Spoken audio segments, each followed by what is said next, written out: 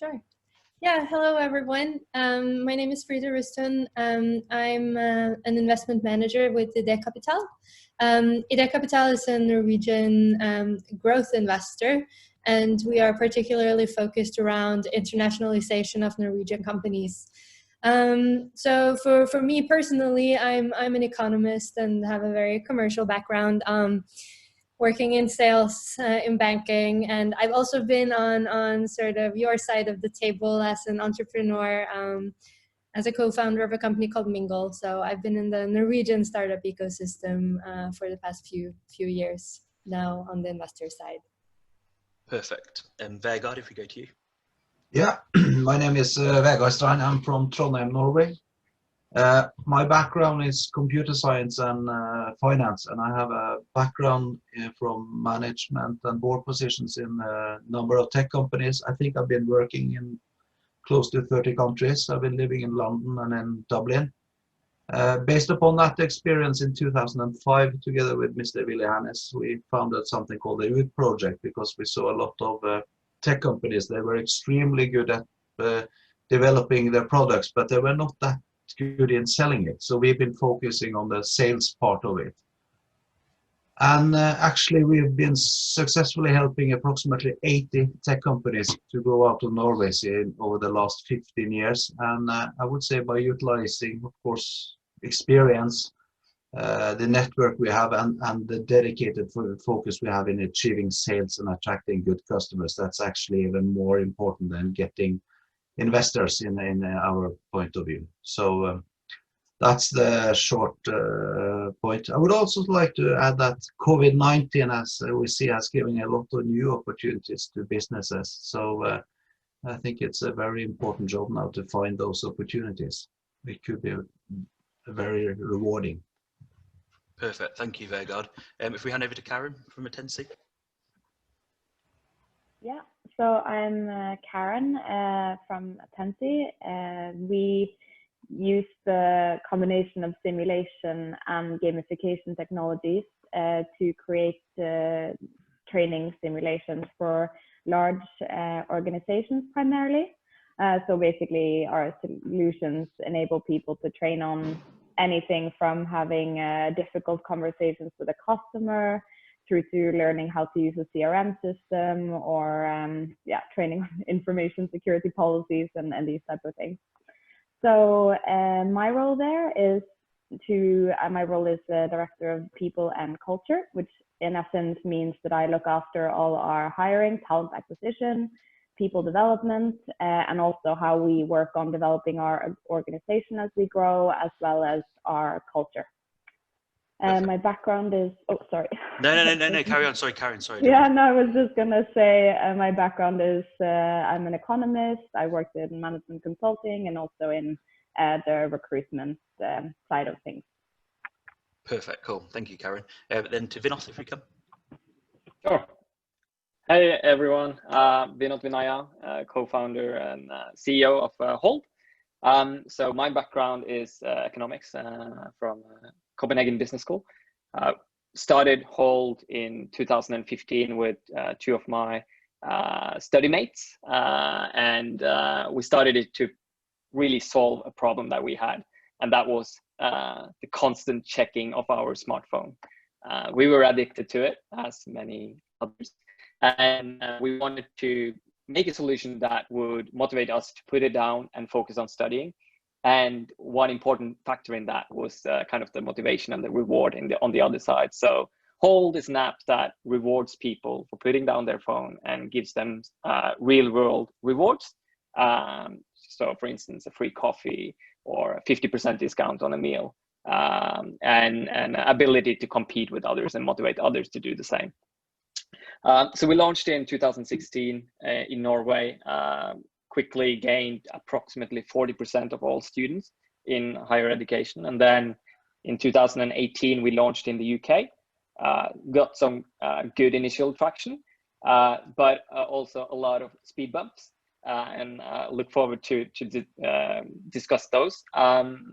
So all in all, we have onboarded 650,000 students in both countries, and we have a team of 8, so based in Oslo and in London. Yeah, I think that's about it. Cool, perfect. And then over to Oyvind, if we can as well. Yeah. Good morning, everyone. Good to see you. Thanks for inviting me, James and Goodwill team. My name is Oyvind. I'm the CEO at Whereby. I've been working in the video conferencing industry for roughly 10 years now, and every year since 2010, we've said that this is the year of video conferencing, and in 2020, it seems to be actually true. For those that don't know, Whereby is a video conferencing app headquartered in Norway, but with a global user base. And over the course of my 10 years, we've seen international expansion in quite a few markets. So hopefully be able to share, because Lord knows I've done probably every single mistake I can along the way. So hopefully we can get some input so we can share our learnings. Perfect. And then over to Kevin. You are on mute just in case you, yep, there we go. Thank you, James. Good morning, everybody, and another welcome from Goodwill. I think there were a number of Goodwill people on this call this morning. I'll give you a quick overview of Goodwill and briefly tell you a little bit about myself. Goodwill have been around for over 20 years now, and our focus over that period has been very much on providing a range of core business services to companies who are seeking to move to the UK, principally from the Nordic region. We were founded in the Nordics, a number of our staff are from the Nordics, and we focus on 5 key areas, being governance, finance, HR, payroll, and a virtual office offering. And what that does, it allows our clients to really focus on the things that matter, do the smart stuff, get traction with sales, develop their product, and not have to worry too much about the admin burden, the regulations, and the compliance that they need when they move to another market, in this case the UK. We can take all of that pain away and support them throughout directly or indirectly through our network. In terms of myself, I'm a chartered accountant. My background is very much in finance, and over the years I've worked in 2 main sectors. One, telecoms, way back in the rapidly growth phase of service provision, and then into professional services businesses, where I worked for a number of years as finance director for a business on the acquisition trail, and we grew 10-fold over a period of 8 or 9 years. So lots of experience of the pressures that go with growing businesses and what people need to do to try and mitigate the risks that go along with that. I think, as James said earlier, we want to try and keep this interactive. I will kick off now by starting to pose questions to the panelists. I'll kick off with Vegard, and I'll pose a question to you. But again, please feel free to chip in, panelists certainly, but also audience. If you have a question, shout up either via the hand raising or indeed literally if you feel passionate enough about your question. So just to set the scene again a little bit, businesses choose to expand for many reasons. 3 of the key ones are to find new customers, or perhaps to raise finance, or to source new talent, depending on what they do. And I think we want to draw out the themes through the questions around those areas today. So if I start by posing a question to Vegard. So Vegard, here today we had a number of early stage companies who are looking to enter a foreign market. Some may just be thinking about that. Some may have taken their first steps. In your experience, what are key aspects in the expansion for preparation to a new territory? I think the key element of what I experience is that you need local feet on the ground in the market you're going to enter. So you need to attract, either hire or engage someone who can be there on the ground. If you're going to the UK, you engage someone living in the UK, speaking the language, knowing the culture, but basically someone who knows how to get into the door to the customer you need to attract. Because it's all about whatever we do, we need to get those meetings. And I find that the faster we get those people on board, the easier it is. And then, of course, you need to learn, the cultural aspects, etc. I always find it, in Norway, we have something very positive called an offensive sales guy. But being an offensive sales guy in the UK is not the same. In Norway, it can be quite positive. So we need to learn some of those cultural aspects as well. But get the first customer locally and have someone locally to use it. And of course, we work with Goodwill because the way to set up a business and do things are quite different from the Nordic countries. Take care of that. We use local people to open the doors. So use all the players you can get. If you don't know anyone, go to the Norwegian Chamber of Commerce or to Innovation Norway or to the Export Council Sweden. Have someone point you in the right direction. I think that's the first step. Perfect. And then I guess, Vegard, you've seen cases where people have maybe tried to do it themselves from Norway and maybe it's not gone to plan, or? No, because some basic elements is that you go from Norway, you have the meetings the way we do in Norway, and you go back, and then you go back again perhaps for the beginning after 2 weeks or 2 months or whatever. You're not there continuously to work the client, and that doesn't work in the end. It will take too much time, and the cost will expand too much. Mm-hmm. Yeah. Cool. And a lot of the business is taking place in the coffee or in the pub after the meeting. So you need to be there. Perfect. I guess as well, obviously, for any business that's thinking about going abroad, they need to be in a situation where they can financially afford to expand into new territories. Obviously, Vegard's mentioned sometimes companies decide to do it remotely, but maybe it will have delays in terms of what that process might look like, and maybe investing locally in the market will speed up or accelerate your entry into that market. If we can just come to Frida, maybe now from an investment perspective, obviously there's lots of Norwegian companies out there which are looking for investment and those that have raised significant investment recently.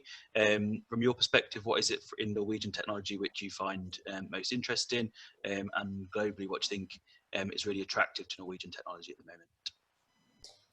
moment? Well, so in terms of what's really cool about Norway is that we do have a lot of highly educated people and a lot of experience with technology, and especially with deep technologies. There are lots of research environments where there are very, very interesting products coming out of those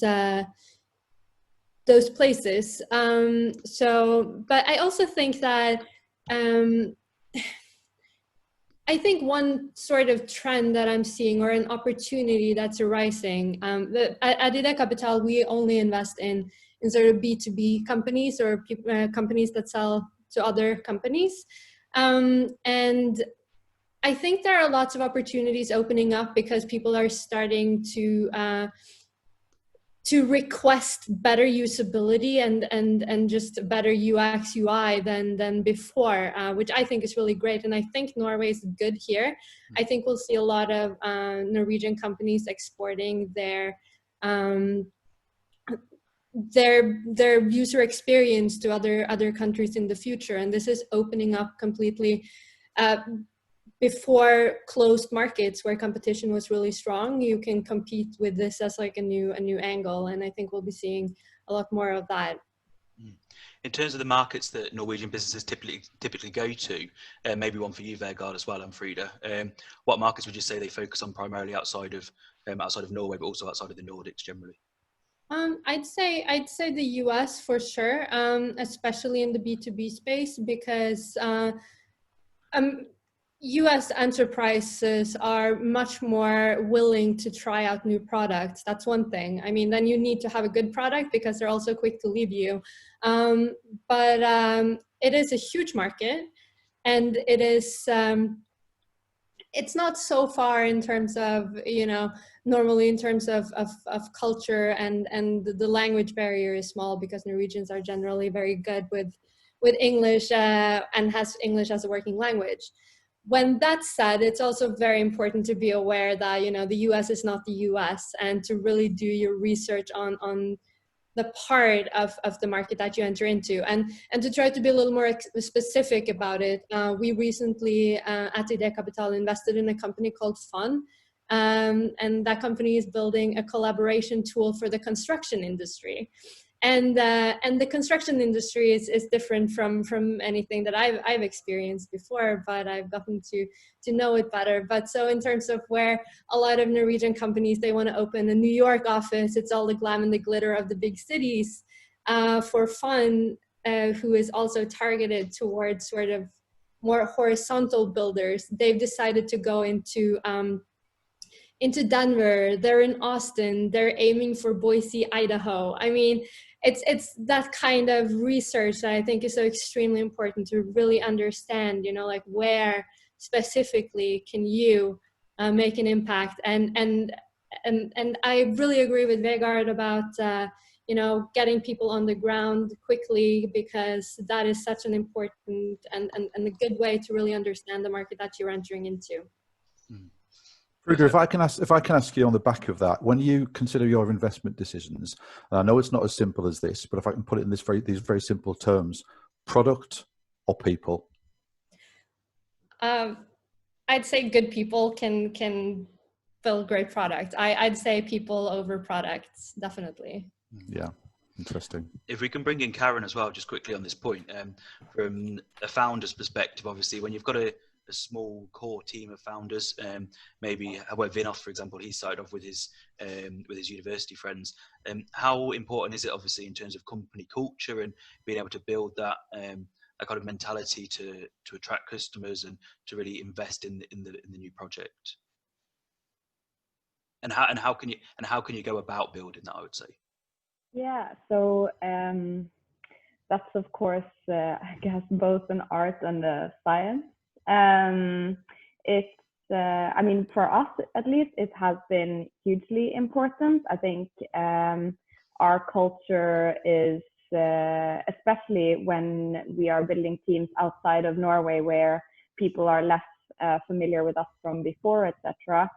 Our culture is one of our main selling points when it comes to both how we work with customers, how we have integrity in delivering the solutions that as we say we will deliver, and also attracting talent.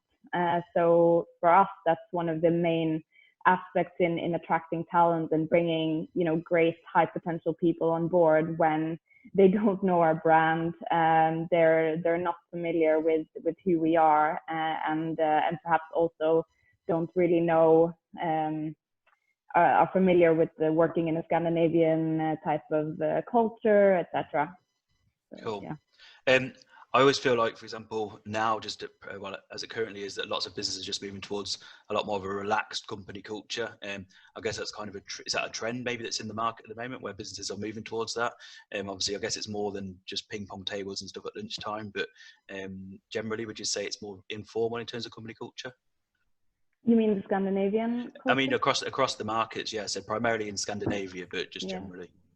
Yeah, I'd say, I mean, our experience is that as Scandinavians, we are perhaps a bit more direct. It's flatter and less sort of, hierarchical and formal. And that's one of the great things that, especially for young people, they really enjoy when they come to our company, because they see that there is an openness to, you can really grow with the company. We give people opportunities. It's not about, you know, your experience or your background, or it's, if you do well, you are also given opportunities and are able to work closely with the management team, etc. How do you maintain that culture as you grow? Because we all know it's quite easy in the early days. You've got like-minded people, similar styles. It just naturally happens. As you grow, there's greater distance. As there's greater distance, it's more difficult, which takes you to your comment about art and the science, I guess. Yeah. So there are a few things. It's not easy. I mean, and also it's like, what is culture? Is it, you know, everyone going to the pub and have a beer after work? Or is it, I mean, I think of culture as the things that people say and do when nobody is watching. So, you know, and how do you kind of build that internal compass for people that we want them to have when they're working with us or at our company? So I think culture is a lot about thinking about everyday little things, right? It's how do you communicate? How do you interact with your team? How and what kind of rituals do you have? What do you do when people come into the company? What do you do when people leave the company? And how you really kind of behave around those kind of moments that matter for people. And I think from a very practical perspective, one thing that we've seen being very effective is onboarding. So really putting a lot of effort into the cultural aspect and sort of immersing people in the Attensi culture from, I mean, ideally from way before they start, when we do pre-boarding, and then the first 90 days, really kind of immersing them in the sea of Attensi and getting to know all of our aspects, how we interact, and have a quite sort of structured process to that. Yeah. Perfect. We'll switch to Holder. Oh, sorry, was someone say just one thing? Yeah, if it's okay if I jump in. Yeah, I think this is extremely important, and I think with all of us, when we're looking at the potential to do international expansion, I think it's extremely important that we look at culture as something dynamic, right? I think it's extremely important to let the organization also absorb great input and allow new people that are coming in, different cultures, different countries, different backgrounds, and we absorb all of that into sort of like just improving on it. I don't believe that there is one thing that should. There are certain things that don't change, and those are the values. But overall, culture needs to be dynamic, and I think that's the really exciting piece about what new technology offers. And like Vegard was saying, there's certain changes with COVID as well that are huge opportunities. I think this is a time where Norwegian companies can really recruit fantastic people and bring them into the mix of what we enjoy, but also use that as a great learning to push ourselves further.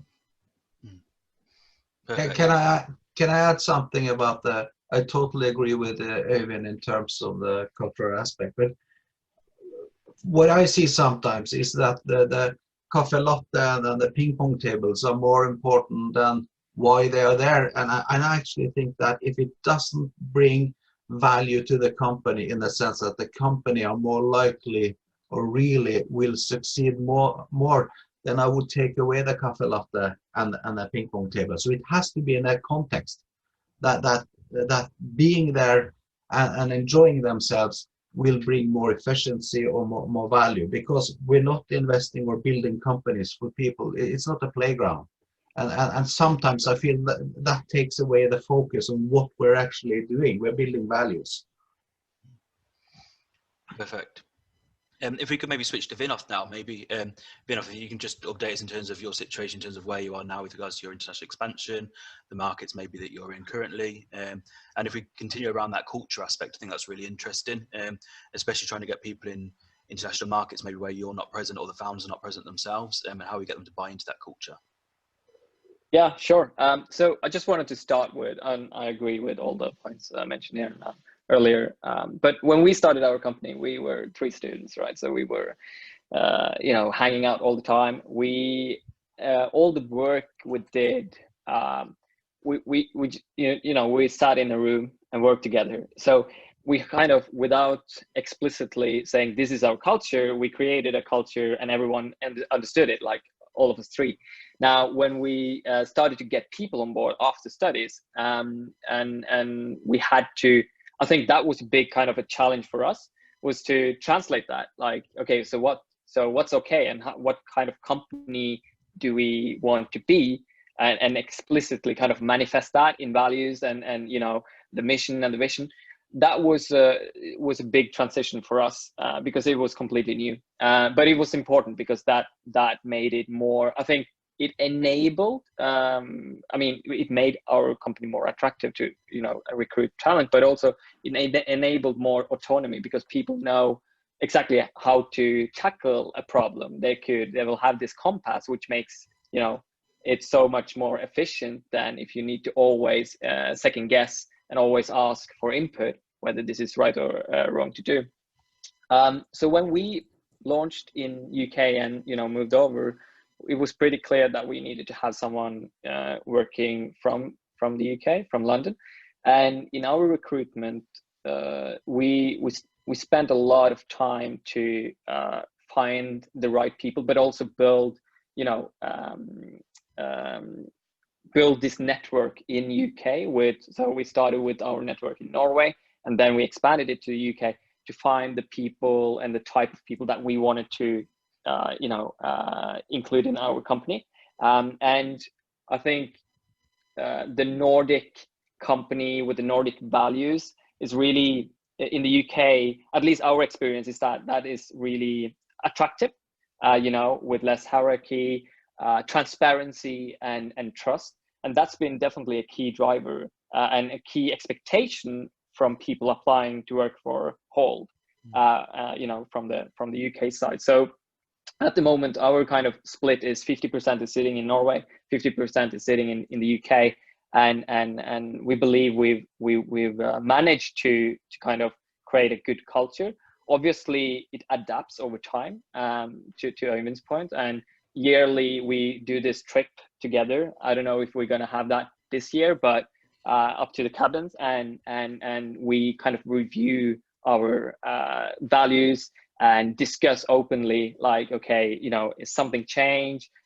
What do we think about this aspect? And always try to update it, because yeah, it's, as we grow the family, we need to kind of adjust as well. But that's it's a key aspect, definitely. Cool. And then when you did your international expansion, did you had you raised investment with enough, or is it all bootstrapped, or where's the funding come from? So we had investments from Norway, and when we expanded to the UK, we got investment from Founders Factory in the UK. So, but you know, we can't. It's not VC capital. It's more you know, accelerator and angels. So that was definitely important, and that also helped us. You know, when we launched in the UK, we got a lot of input from Founders Factory as a partner. And you know, I think to Vegard's point, it's really important to try to not reinvent the wheel, kind of, because you could get in touch with people that know a lot about that market and the adjustment you need to make, instead of you spending years to figure it out. And I think likewise with, you know, with Goodwille as well, all the governance and payroll and all the admin side of things, which has been really, like, it's been so smooth for us, and that saves us so much time and pain, you know, so we could focus on the important stuff, or why we, you know, exist. Perfect. We'll switch this question shortly to Whereby too, but in terms of Vinod, your plans for the UK and your recruitment here, what was your reason to actually enter the UK? Was it because there was people that you wanted to recruit, or was it customers, or was there opportunity, or what was it that drove you to the UK? So I think it was started off with kind of the potential in the UK market. So one of the things that we got a lot from investors and VCs, that was, you know, okay, cool, you managed to capture the Norwegian market, but we are in the B2C kind of segment, where Norwegian market is a really small market, right? And they wanted to see us succeed in a larger market, and UK was kind of the largest and the most relevant market for us in Europe, because we weren't ready to, you know, pack our stuff and go to US. I think that was kind of the initiator, and as I think we will touch upon it later, you know, we thought, and I think it's really smart from investor sides to demand that from B2C products, because even though it's only a 2-hour flight, it is a big difference in like the culture, the behaviors in different markets. So from Norway to UK, we stumbled upon so many differences. And it was shocking, because we, you know, naively thought that behaviors and student environment is kind of the same. It's global behaviors, global kind of culture nowadays, but there are some differences that makes it, yeah, you need to invest time and understand it. Otherwise, your launch or your expansion will kind of fail. Cool. Perfect. If we can switch to Whereby and Øyvind, and maybe Vegard will have something to comment on this based on what you said previously. But Øyvind, I know you mentioned that you could kind of sell software from anywhere, and there's not so much really need to be in market, which Vegard kind of contradicted earlier on his thoughts. So Øyvind, maybe if you can just give a bit of background in terms of Wherby's expansion, again, like kind of people that you've got in the UK, the markets that you're in, I think that could be interesting. Yeah, and I think you'll find that Vegard and I actually agree 100%. But I think the first thing you have to do is analyze your business model and know exactly what it is that you're aiming to achieve and how you plan to get there, right? So with Whereby, for instance, we have a self-serve platform. So we don't need salespeople in San Francisco knocking on doors, doing outreach, trying to close deals. We have over 35,000 paying customers, and we don't have one single sales rep on that piece of the business, because it's all done same as you would buy a Netflix subscription or a Spotify subscription. So that fundamentally changes how you can look at then the international expansion. I do, however, fully agree that if you do traditional B2B sales where boots on the ground and where sort of like more high touch sales, that's where it comes in the need to have a local presence with people that know all the differences, ranging from culture to getting through procurement to discuss with legal. Like, there are so many implications there that are fundamentally different from what we see in Scandinavia. I think for us, it's mostly been about, we talk a lot about now the great things about Scandinavia, right? And we are very proud of our values. But, and I'm probably going to be a bit unpopular for saying this, but we also have to recognize, why are we not building major companies in Norway, right? Look at some of the success stories that they had in Sweden and so on. Why, I'm always asking the question, well, why haven't we been able to do that from Norway? And I have a feeling that one of the issues is that we are lacking in urgency. So when we are moving into new markets, we try and take the best piece, because what I love more than anything is bridging the best parts of cultures and different countries together. And I think for us, we have now set up an office with nearly 15 people in London for our go-to-marketing functions, because there is that more sense of urgency than we have in Oslo and on the west coast of Norway. And I think this is critically important, that we think about what are some of the components that are lacking in what we already have, that we can embed and then improve it and make it far more likely to succeed in building these companies that I think we all can. Because very rarely it's down to the technology or the product. It's much more on the execution and the commercial side of things. So we thought through very hard when looking for London, because we found, okay, that is the perfect bridge between East Coast, West Coast, US, because I've also lived 3 years in Boston and saw the consequences of American work ethics and how bad that can be if not put into a proper context. So yeah, I think there is a lot of things that are being said here that are spot on, but I think also we have to accept that there are certain things we can improve on, being Norwegian and how we do things. When you say a bit of a lack of urgency, is that you suggesting, like, for example, how almost Norwegian people are wired, and like it's just not a priority, or are you saying like a lack of funding that's causing that, or what is that? Karen would probably a much better person to explain this, but I think, yeah, it does have something. Like, I think there is something deeply ingrained with us in sort of like the law of Jante and this feeling that we shouldn't aim to be any better than our neighbor. That is so hardwired into us that it's one of the reasons why I'm looking for more international skilled, more internationally experienced people, because we need a more attitude that says, yes, we can do this. Way too often we say, I'm not so sure, but I think this can wait until Monday. It's Friday today, I'm going to the cabin. I'm generalizing now, but this is sort of like sometimes you'll find. And I think that's part of what we need to change. You're allowed to work hard. You should be allowed to really care about your work and say, I don't want to be a football coach outside of work. I want to continue working because it gives me great pleasure. But yeah, probably Karen or someone else is better. But I think, yeah, it is actually hardwired into us. Cool. Yeah, if I can just ride on that a little bit. So I completely agree. I think that is definitely one of the challenging parts of us Norwegian beings. I do also think, though, that, or we see at least, that there is, you do also have the same tendencies in the UK, for example. You know, people, and I think this is one of the challenges, especially when you're going from sort of a very small founder, tight-knit type of team, where of course the founders are extremely motivated and have a sense of urgency and want to grow their businesses ASAP. However, not everyone else in the or coming into the company, you know, we're 100 people now. Not everyone we bring in have the same type of incentives or urgency in growing. They just want to go to work every day and deliver good work, but they don't have the same type of ownership in the company. So then I think it's really about, how do we as a company build a place where people feel that they, through their job, are also, I think, especially for millennials and which I'm one of, how do we enable people to feel like they're self-actualizing through the job they're doing, and build that sort of internal engine and internal motivation, because that creates hunger and it creates urgency.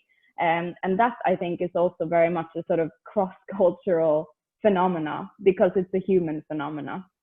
So that's one of the, I think if you can do that as leaders of companies, like CEOs, but also as the team leader and one-on-one conversation with the person on the ground, clocking 8 to 4 hours, 8 to 4 p.m. every day, it can make a difference.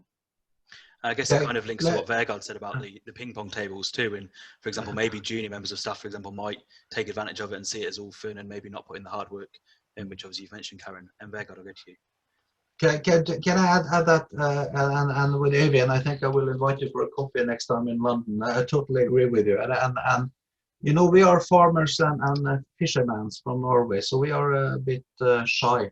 I think, you know, if you're selling to a mass market, then you can't meet every customer. But I think that if you're selling B2B, first of all, marketing is vital. If you go back in Norway, marketing was bragging.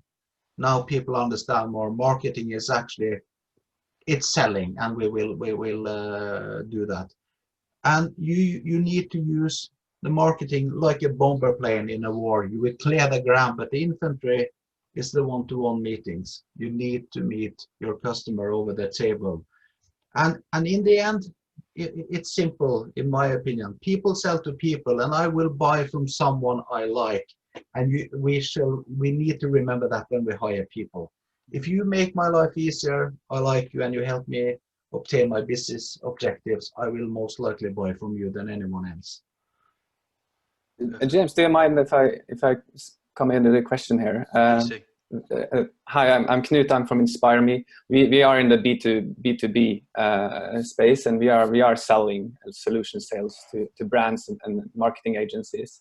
And when you speak about marketing, I think it's very interesting, Vegard, because you're saying London is a relationship-driven market. Deals are happening in the pubs, and we experience that as well. That you need to be there. But what could you expand on what does that mean for marketing? You know, and the impact of investing in PR, investing in marketing, advertising versus investing in people and feet on the ground and sales activities, and how do you balance those two? Well, I think basically marketing for me is to build the brand, build awareness, so that if I'm going to enter UK, I would target the marketing towards those customers, those areas I'm going into, so that when my sales rep are going in, I would like them to have an awareness that, yeah, we've heard about this company, we think it's good, so that sort of clears the ground.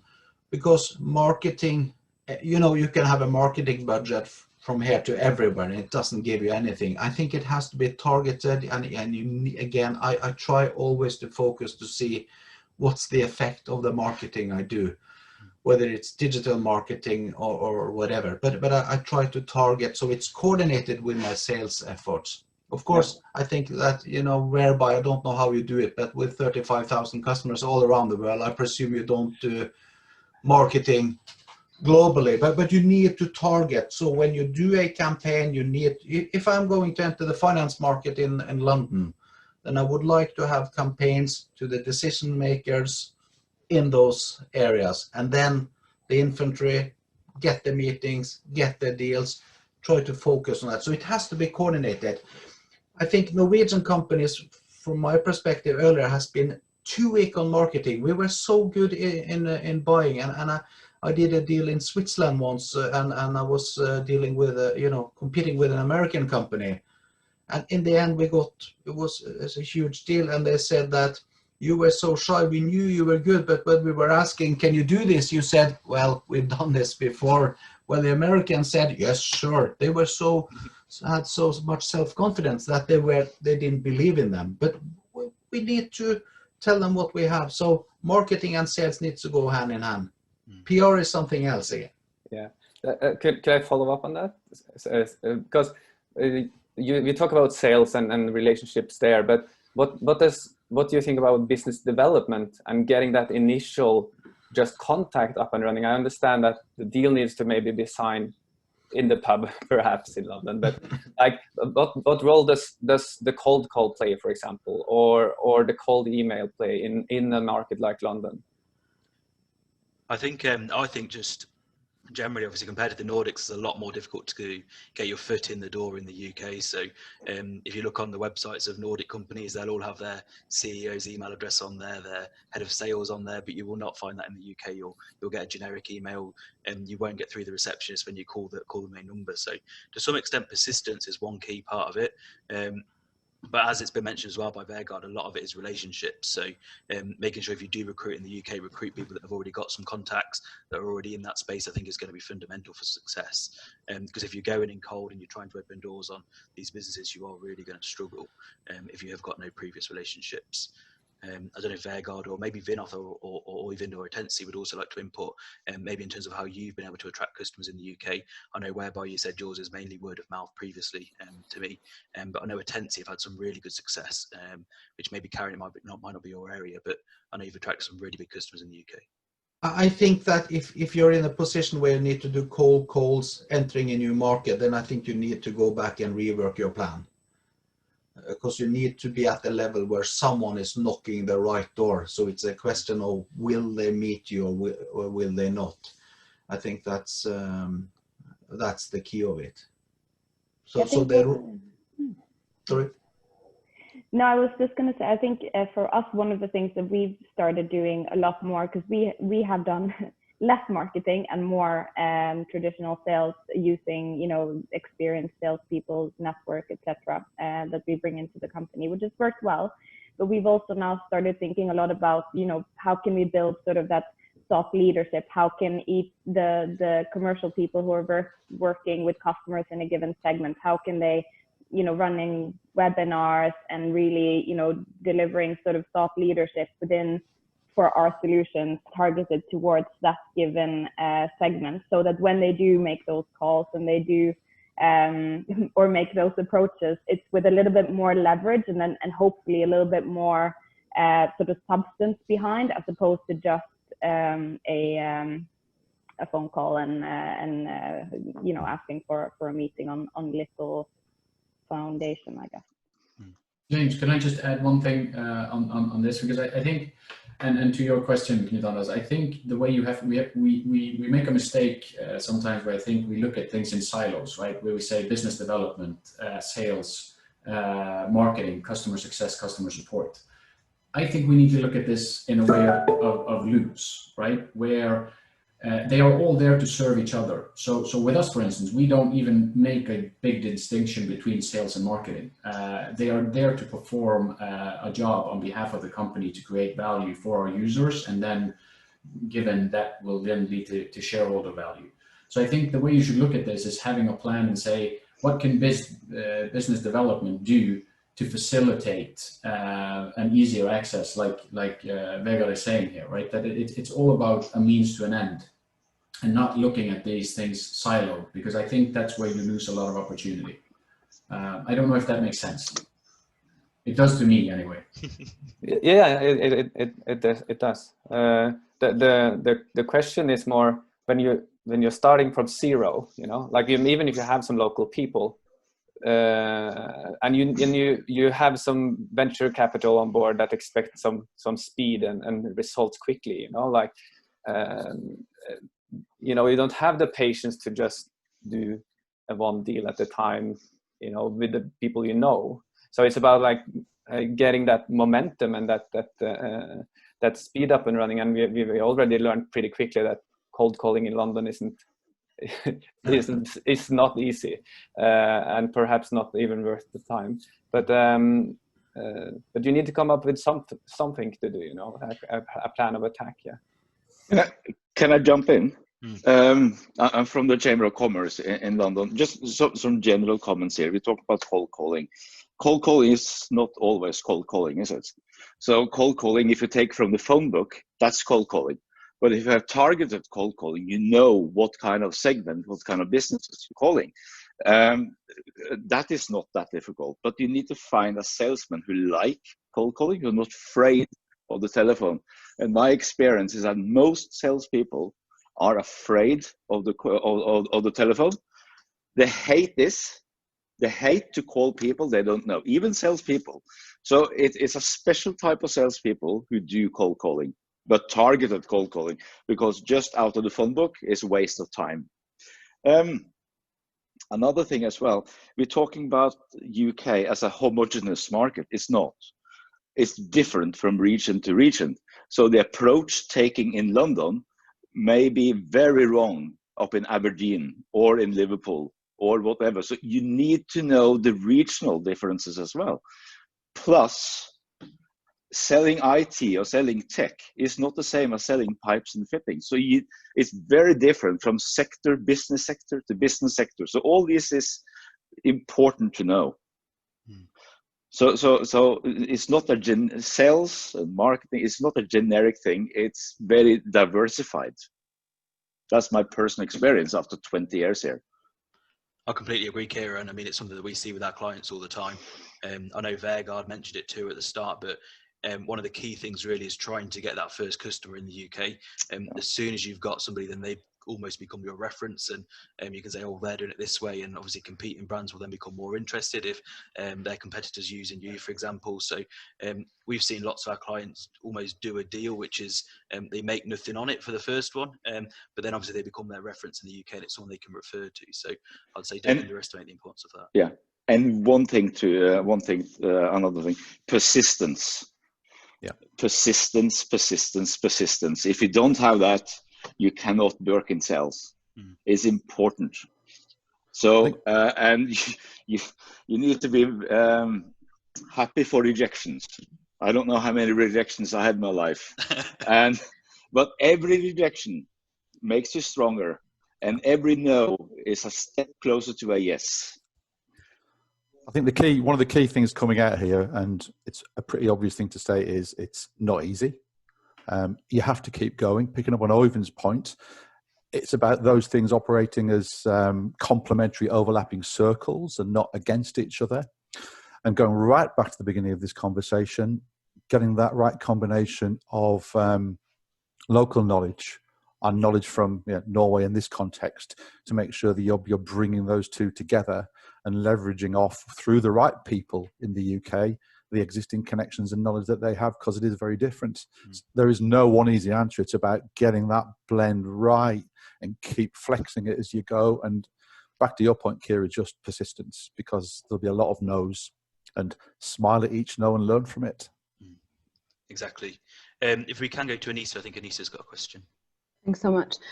First of all, thank you, Goodwille, for this great event, and to all the panelists. Really insightful. I'm Anissa from a new company called the Crisis Compass, and I actually sit in London, and it's a sunny day today, as you'd have seen me pulling the blinds down. And our founder is actually Oslo-based, so we are new, but we are both in Norway and in the UK. I have two questions, actually, if possible. And I'll tell you a bit more so that you know what Crisis Compass is. But one, is everyone else here from a tech background and from a tech company? Is question number one. And question number two, so at the moment, we are a service-based company. Our experience is in crisis management. And so we have, after 20 years of working across 40 countries in crisis management, myself and particularly Thomas Landthaler, who is our CEO, who is a crisis leader, we've come together to bring a new model and business process to manage crisis and effective decision-making.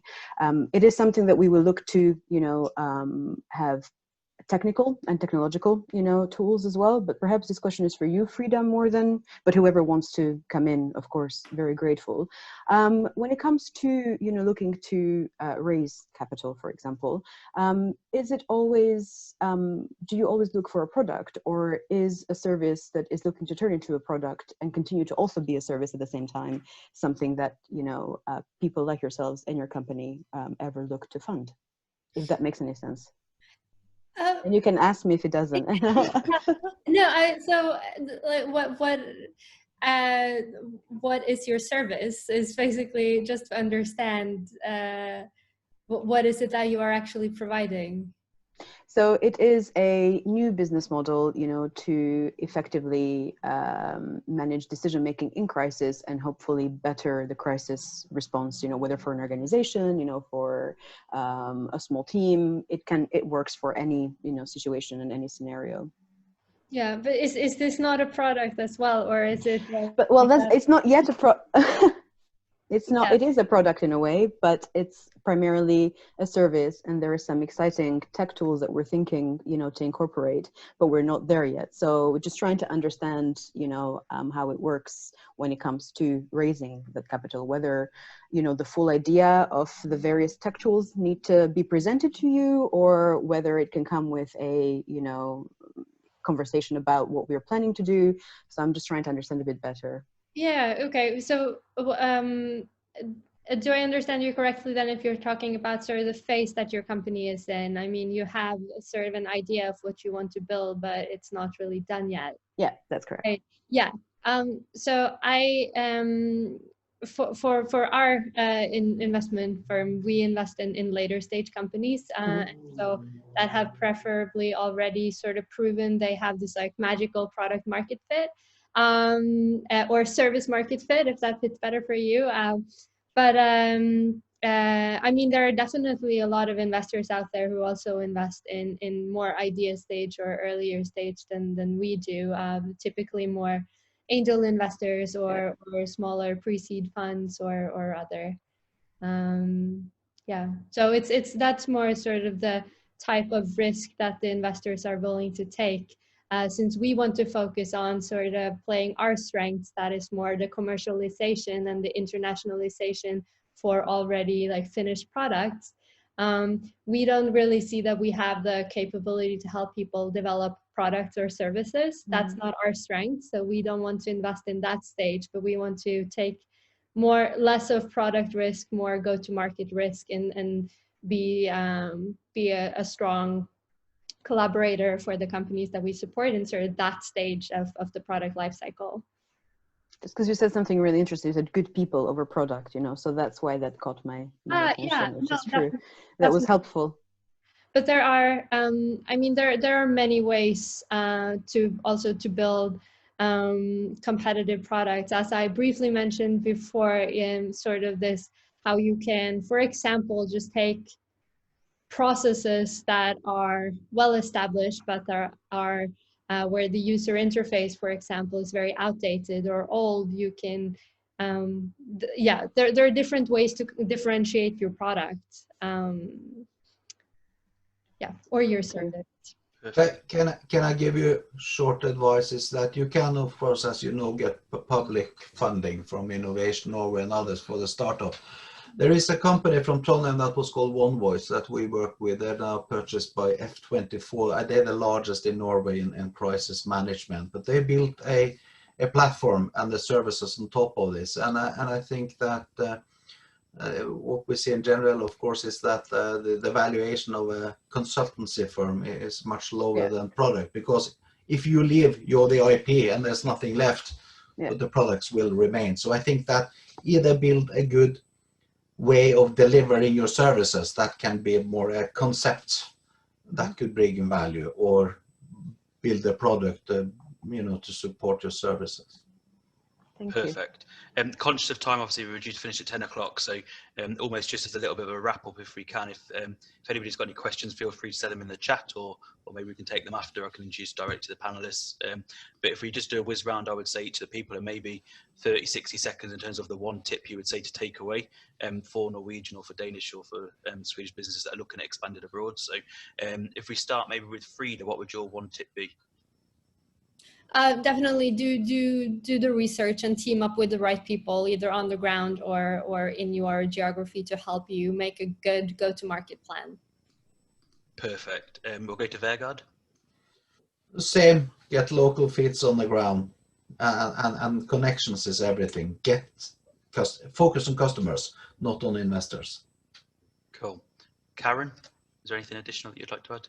Yeah, I would just say don't think it's easy. Do it right and do it at the right time and put proper effort into it when you do it to put people on the ground and yeah. Perfect. And then Vinoth and Oyvind, obviously just in terms of your experience that you had, what would be your one key takeaway for people that are looking at going abroad? Sure. So I think don't underestimate the cultural differences from, especially if it's a B2C company. Spend time researching that before you launch. Cool. And Oyvind? Yeah, a couple of things. Number one, make sure you have enough capital because it always takes longer and costs more than you think. And the reason why capital is important is so you can outsource everything that isn't essential to what you need to focus on. Regardless of how hard you work and how much of a superstar you are, there is only 24 hours in your day as well. If you can outsource anything, that will take pressure off you to focus on the key parts. So do not underestimate the time it takes and the capital needed to do it. And view the capital as a tool, not as someone's money. That's the one learning. Perfect, good advice. Kevin, is there anything you'd like to add? Well, I'm just repeating some of those points, but they're all key. I think it's difficult enough moving to a new territory anyway. So, focus on the product, but back to the theme here about people and culture and connections. Partner with people locally who know the market, who know what they're doing, who have those connections, so you can focus on building whatever it is you're building. Perfect. To finish then, I'd like to just share a short video, 60 seconds, of Goodwill's top 5 tips when expanding abroad. We'll finish after this, so if you want to follow up with any of the panelists or anybody else, then feel free to get in touch directly. Thank you to the panelists. Thank you for all the attendees that joined us. I hope you found it useful. And if you've got any questions, by all means, get in touch. When you're entering a new market, it's important that you can focus your time on the things that you're best at, that bring real value to your new business. Goodwill gives you time to do that by taking care of all the non-core business activities and making sure you're compliant with UK regulations. Our team at Goodwill help businesses from around the world enter the UK market, and here are our top 5 tips for setting up in the UK. Jumping in too quickly or with the wrong business structure can become an expensive mistake. Everything takes longer than you think, so be prepared and don't give up too soon. Have agreements in place to protect you in case things go wrong. The best retail space, talent and ideas for services and products can be snapped up before you know it. Meet with people who understand the UK, both from a business perspective and a cultural one. Goodwill have extensive experience helping businesses set up in the UK and is a great place to start.